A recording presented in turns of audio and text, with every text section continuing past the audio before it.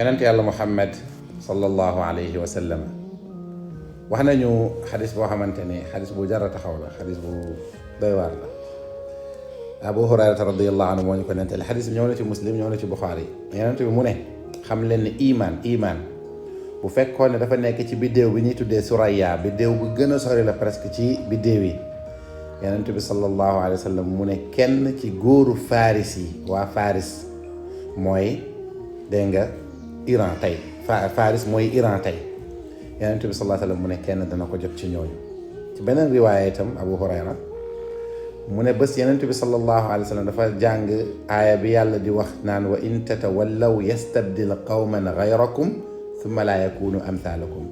yéen jullit ñi ànd ak yonent bi tey bis bu ngeen demee ba woon ginnaaw yonent bi nag ci cause bi mu doon xeex, ci xare bi mu doon xeex pour l'islam jëm kaw, pour xeex noonu l'islam yi, bu ngeen demee ba dellu ci ginnaaw ngeen rejeté cause bu noble boobu, yàlla ne yastabdil qawman ghayrakum, dinaa leen uutal nag, dinaa remplacer yeneen nit ñu dul yéen, te summa laa yakunu amthalakum, du ñu mel ni yéen.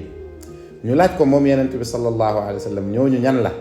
ñooñu yàlla di remplacer ñun arab yi nekk fii ci Arabie Saoudite, Makka ak Medina, ñooñu ñan la?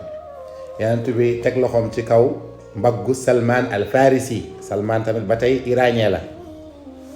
yonent bi ne hada wa qawmuhu, kii ak ay ñoñam. tey nag am na ñu ñuy gëmloo ne iranien yi duñu ay bon musulman, duñu ay nangam ñooñu ñooy ñi nga xamante ne tatawallaw, dañoo rejeté cause bu noble bi leen yonent bi joxoon, muy waa Makka ak Medina. ñu tuddee seen bopp tey soi-disant salafiste. ñoom ñooy ñi rejeté combat boobu noonu. yàlla subhanahu wa taala mu remplacer ci li yonent bi waxoon ne waa Perse, mooy waa Iran, ñoom ñooy téye waat flambeau boobu noonu, tey ñoom ñoo ko téye.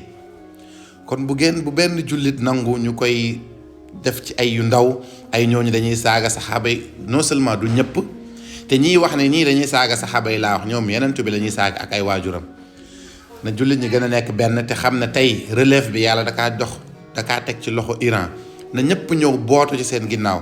suñuy kurus nañ koy yëngal ci julli ci yonent bi, ci astaghfirullah, ci ay zikar pour ñaanal leen yàlla may leen ndam. lii xadis bii ni c'est vérifiable. boo demee ci Bukhari ci numéro bii ma affiché nii, boo demee ci Muslim ci numéro bii ma affiché nii, boo demee ci Tabari ci numéro bii ma affiché nii, xadis yi ñëw nañ foofu ci nii ma ko waxee. yonent bi moo ne saa yu ngeen rejeté cause bu noble bi, yàlla dana remplacer kenn ci ay Iran wala mbooloo ci ay iranien ñoo xam ne ñoom ñooy yor cause boobu noonu, ñoom ñoo koy défendre. yàlla na yàlla may Iran ndam ci kaw Israël, yàlla na yàlla màbbal état Israël, yàlla na yàlla yëkkati lislaam ilal abadil abad. asalaamaaleykum wa rahmatullahi wa barakatuhu. mbokk jullit ñi, yéen ñi safoo page bi di safoo yonent bi di safoo alquran, ñu ngi leen di woo ci liggéeyu daara alquran bi nga xamante ne tàmbaliwaat nañ ko. ñoo ngi ci toll ci plomberie bi ak carrelage. yàlla def na installé nañ courant bi ba pare. après li ñuy dese rek xëy na peinture lay doon ak portier. ñoo ngi sàkku ci yow mi ñuy seetaan, même bu fekkee ne 1000 francs rek, acte bu symbolique rek nga def ko. buñ ci amee téeméeri nit dana jëriñ dara. ku bëgg a participer yëpp mën na dugal participation am ci numéro bii nii.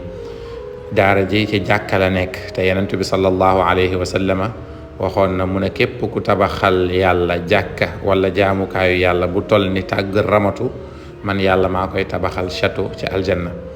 kon ëpp naa bañ a def. bul xeeb ba tax doo def, ndax Seydina Ali karamallahu wajhahu moo doon wax mu ne ñàkk a def moo gën a tuuti def lu tuuti. ñàkk a def moo gën a tuuti def lu tuuti. yàlla nañu yàlla may lu ñu liggéeyalee alquran, lu ñu liggéeyalee diineem, te mu nangul ñu bi jaahi rasulillah inda allah.